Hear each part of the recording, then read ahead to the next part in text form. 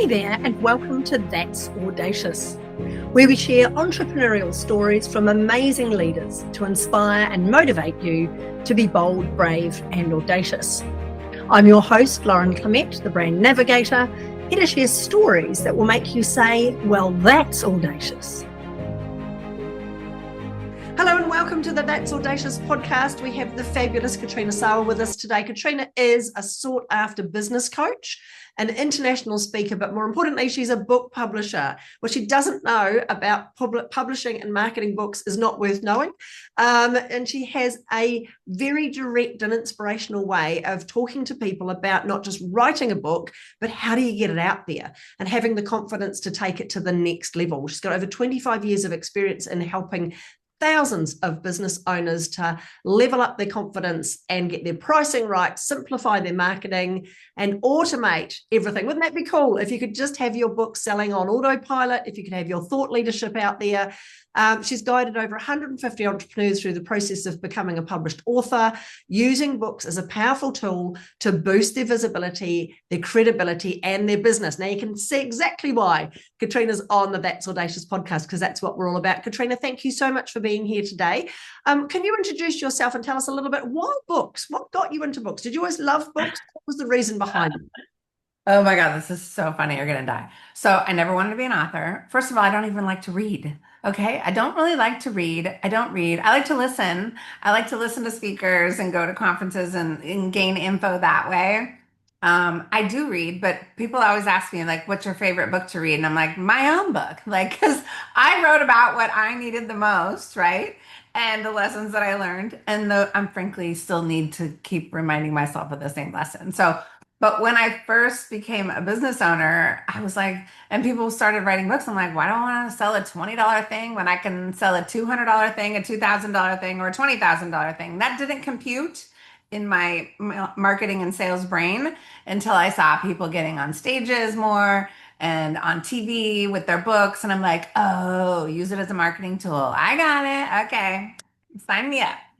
So it's a door opening opportunity, isn't it, really, having a book? It is. It's funny, we were talking before we got on the podcast about how people sort of get so wound up in the production of the book, in the making of the book, that they lose the fact that half of the job is only done when you've written the book. The other half of it, the majority of what you have to do is marketing the book. What are some of the big reasons why people don't think about that side of things? Because they think they're just going to write their story or get their message out. They don't, and sometimes it's totally different than what they do in their business. So if they have a business or in their career, but I work with business owners who usually write books, and sometimes they want to write something totally different. And I said, well, how does that correlate with what you're doing in your business? It's totally fine to write a book about, you know, life purpose if you're a printing company owner. I don't know, like, but how are you going to tie it in, right? You have to be able to tie it in so that it's not just this single thing over here, because a book is a business. So when you have and if you're in corporate or if you have a job, when you write a book is a business. And so you have to build some kind of business around the book, or at least a funnel into your regular business of some sort. Or you're just doing it and it's cost thousands of dollars perhaps to get the book done. So let's get yourself an ROI. I love that idea of thinking of your book as part of your business. So if you're listening to the podcast and you've either got a book or you are thinking of writing a book to support you as a consultant or a professional or a speaker or whatever it is you're doing, yeah, the mindset shift has got to be, it's not just an add-on to what I do. This is a big part of my business. So what are some of the first steps that people need to, let's talk first of all about the people who maybe haven't written a book yet and they're thinking about it. What are some of the things they need to be considering in order to make sure that that book becomes part of their business? It's not just an add-on. Right. It's really good to think about what you're going to do with the book after, when it's done, before you even write the word, because like the first thing I tell people to do when they haven't even written a book yet is to write the back cover copy, because that's the marketing copy for the book. That's how people decide if they want to buy it or not. So when you know that, then it's kind of the overview, right? So it's just so important to think of what you're going to do with it. Do you want to be doing book tours all over, the United States or Australia? Do you want to be on TV? Do you want to? I've had some people just say they want to write the book to give it to friends and family so they hear their story and they don't care about anything else. Okay, that's fine too. Whatever your goals are is fine. Just clarify them up front because I've had people come to me that say, so and so told me to come to you because I'm writing this book and I want to make $100,000 from it and I need a plan to da da da. And I'm like, $100,000 from the book? Like a $20 book you want to make? Do you know how many books you have to sell to get like what else are you selling? Because that's not going to happen unless you're somebody super, and they had no following and they had no email list, they had no business. They just thought the books would sell.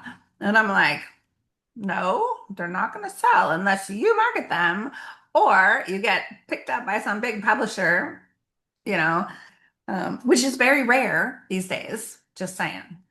This is the reason why we are talking, because you and I are so similar in the way that we think about this. Because we always talk at the Audacious Agency about, okay, before you win awards, what, why? What's the purpose? What's the reason? What are you going to do with them? And it's the same with the book, isn't it? Is what's it going to deliver for you as a human being, but also if it's part of your business or part of your brand, how is it going to reinforce what you already say and what you do? And how is it going to be a door opener or get you on those stages or encourage someone to want to work with you? So when you are creating your thought leadership book, let's call it that, that thing that's going to really give you that collateral, if you like, that enables you to step up as a keynote speaker or a specialist or whatever. How much of it can be used as a sales funnel? Do we always need to have like a QR code in there that will scan this and book a call with me and so on? What's the door opener side of a book compared to the sharing of information part of the book? A lot of my clients do like journal entries on the end of their chapter, or they have some sort of exercise at the end of most of the chapters. I did that in my books too.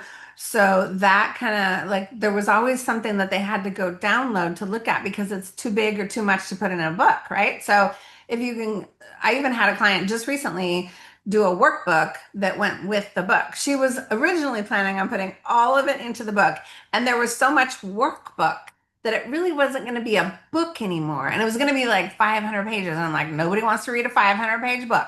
So I'm like, I think you need two. You need the book that has the concepts and the training and the information and the why and the stories and all the things. And then you lead them to the workbook, which can be a free download if you get on the list, or it could be a purchase or whatever, an add-on or whatever. And then you have a bundle too. So instead of a $20 book and a $30 workbook, you can bundle it for $69.99 or whatever. I don't know. Like there's so many different ways to do it. But again, if you don't think ahead, then you're not, she had written it all together. So we had to then take time to pull the content apart. Okay. So she didn't think about that ahead of time. And she just wrote so much that she didn't know, which is fine. I'd rather have you write too much than not enough. Yeah.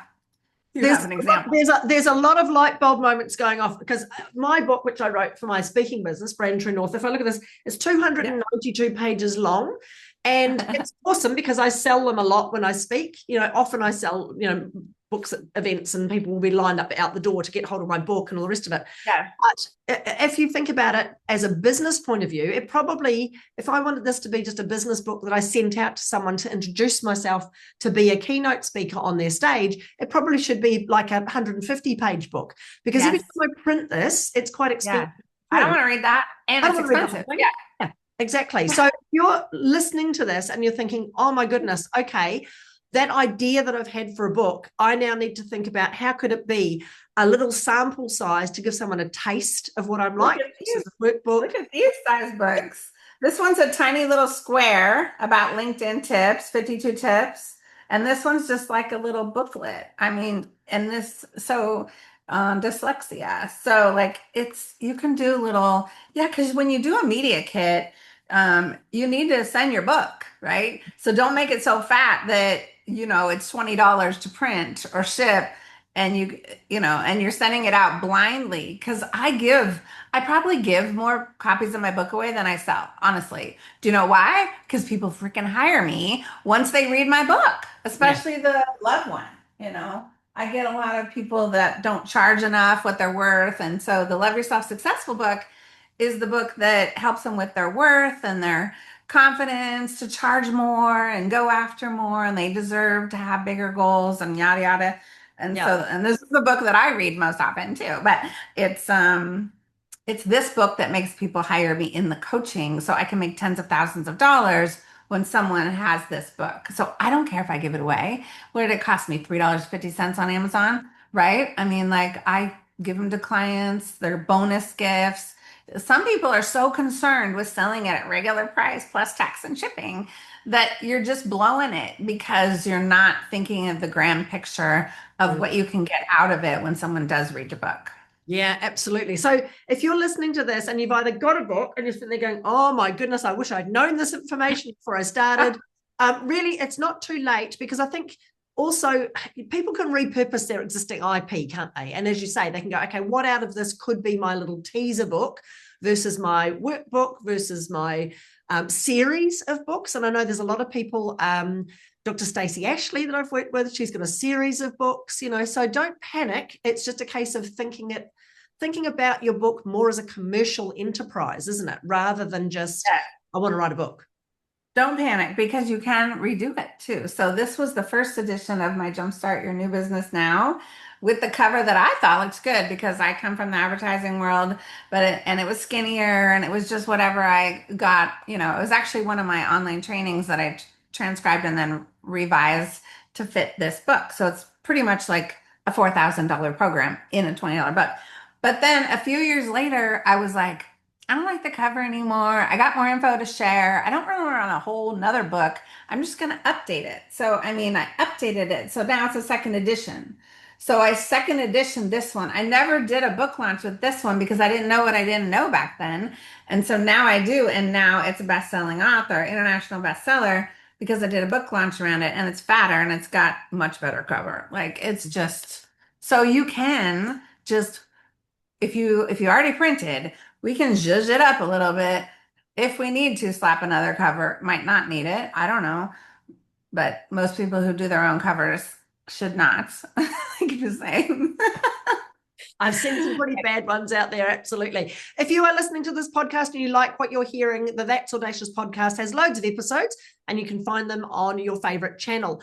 Katrina, why is it that, because I see this all the time, so many people go to a book publisher and the book publisher doesn't talk about the stuff we've talked about today, and they will publish anything. They will just about take your money off of you, put the book together and go, there you go, there's a box of books that's cost you whatever $1,000 to create, and there's no support for marketing. Why does that happen, Katrina?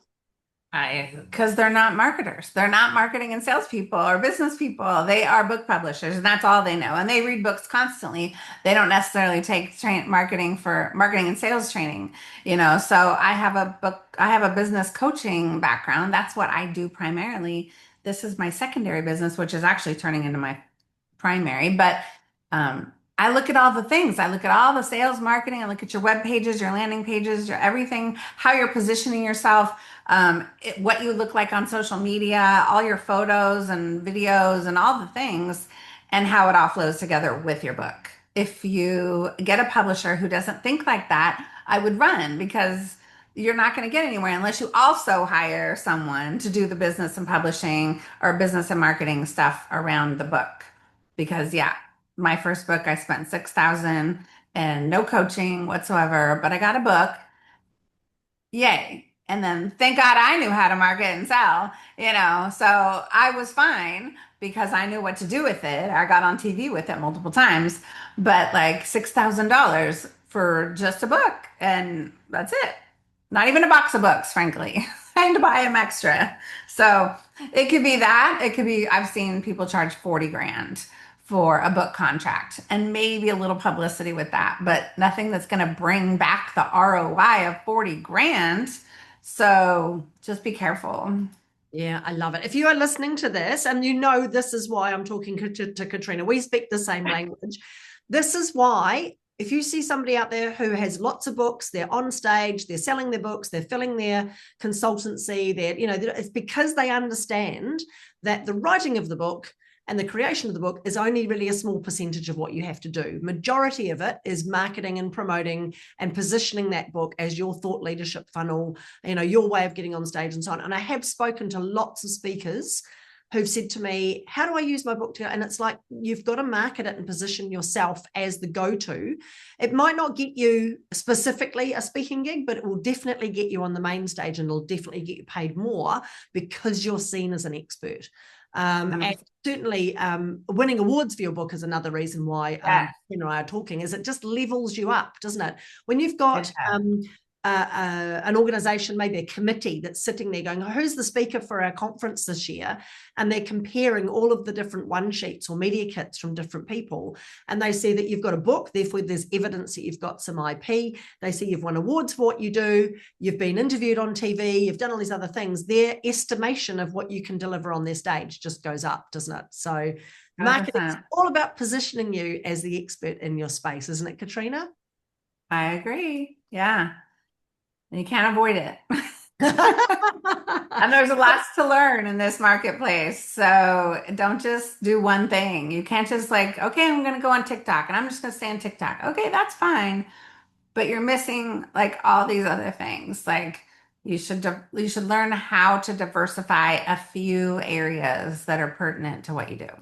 So on that, if someone's listening and they've got a book and they're going, great, what would be one of the first steps that they would take to really start promoting and marketing their book? Is it about choosing which channels are best for them, or what's the real starting point for someone who's going, right, I hear you, I've got this book, I'm obviously not marketing it, what do I need to do? Well, it depends on the goals again, right? So it depends if they want to speak, then they would need a media kit, which means also a web page and some videos of them speaking. So, and some kind of package they can mail. So they're going to need some kind of glossy, something fun thing that gets noticed, right? That you're going to ship with your book. So that would be speaking. If you're going to look for clients, then you already have a website. Most likely you're already on some socials. You might just need to zhuzh it up a little bit, or stop putting your dog as your profile picture, or, there's little things that I find all over the place. I look for people sometimes and I'm like, I got to call this person. Okay, where's their phone number? Okay, it's not on Facebook. It's not on LinkedIn. It's not on their website. It's not on Instagram. Where the hell is their phone number? Like, it's nowhere. Stop leaving all your contact information off your things. You have to be easily found. That's just one thing that I find 99% of the time is missing. And so I find all those holes and opportunities for you to stop losing business and start gaining more followers, more people connecting with you, etc. So brilliant. I love it. So right now, if you've got a book and you're not marketing it properly, you're not leveraging it, go do an audit. Go do an audit of your LinkedIn profile, of your website, of can people easily find you? Make yourself what we call Googleicious. Get yourself out there so that people can actually, as Katrina, make it easy for people to get in touch with you. And maybe it's not necessarily your phone number, that's fine, but at least a contact form, an email, some way that they can actually reach out to you and connect. And get involved with them. Katrina, this has been absolutely brilliant chatting with you on the podcast today. I know we've squeezed a lot into such a short time. Is there one thing you would like to share with people to really motivate them to think about either getting started with a book or maybe coming to you to look at how they could be helped to coach or to look at marketing their book? What's something that might motivate them to say, you know what, yep, I've been sitting around too long. My book's been gathering dust in the garage in its boxes. What do I do next? Yeah, well, there's nothing like having a separate set of eyeballs on what you're doing. And I'm one of those people that looks at everything. I look at, like I said, everything I've talked about, I look at with a new client, and I can do it in an hour and a half. So like I can look at all the things in all the places, because if it's not easily visible, then it's missing. Okay. So, I mean, from your goals to what you're selling and how you're pricing, to the marketing, to the follow-up, to the CRM, to the technology. I mean, I look at all of that with clients. I'll even change their web pages and do funnels and all the things. So it's a very all-in-one kind of a solution. So even just a one-time thing that can show you where to focus, that's, I think, would be the most logical place. Because if you go to some other coaches or other things, there's nothing wrong with that. But a lot of them do focus on just one thing. So they focus on getting you a TED Talk. Okay, they're not going to look at all the things. They're going to, what do you need to do to get a TED Talk? Or if they're focused on getting you on videos on Instagram or, TikTok, they're only focused on that. They're focused on how to get more video from you or content from you. They're not going to look at all the things you're doing and selling necessarily. So you'll just have to talk to way too many people. I'm all about doing it more affordably and faster. So with whatever it is you're doing to get to that next level. I love it. Look, Katrina's information and contact details will be somewhere on this page that you're watching this or listening to this podcast. So please reach out to her and do that. Katrina, every time I interview somebody, I ask them the same question. If you could go back in time to when you first started what you're doing, is there some advice that you would give yourself? Oh my God. I just like, if you said one, I don't know how to pick one thing or any. I mean, personally, like a lot of my story is from personal life and that stuff that holds you back, right? So I would say stop settling. Stop settling with, even significant others that are not supportive, from crappy people who, don't pay you what you're worth or, pay you late or whatever. Don't settle for anything, because you're opening the door then for all the good people that are coming through. So personally or professionally. So I would say that. Don't settle. I love it. That's brilliant. Katrina, it's been fabulous chatting with you today. If you want to know more about what Katrina does and how she can help you, get your books out there. Not just create a book, but create a marketing platform for your IP, for your thought leadership, for the thing you want to do you just want to make an impact on the world and you need her help. Please get in touch with her. And if you want to look at awards for your books, please, we've got a package together that you can do to really launch your books into the stratosphere as a credible author with an award for what you're doing. Thank you, Katrina, so much for being on the podcast today. It's been an absolute pleasure. And if you're listening, remember, you do deserve to be well-known, well-paid, and wanted. We'll see you in the next episode. Thanks so much for listening to the That's Audacious podcast. Remember, there's no place for modesty in business, and you do deserve to be well-known, well-paid, and wanted. For more episodes, please subscribe to the podcast on your favorite channel or follow us online. The links are in the description below.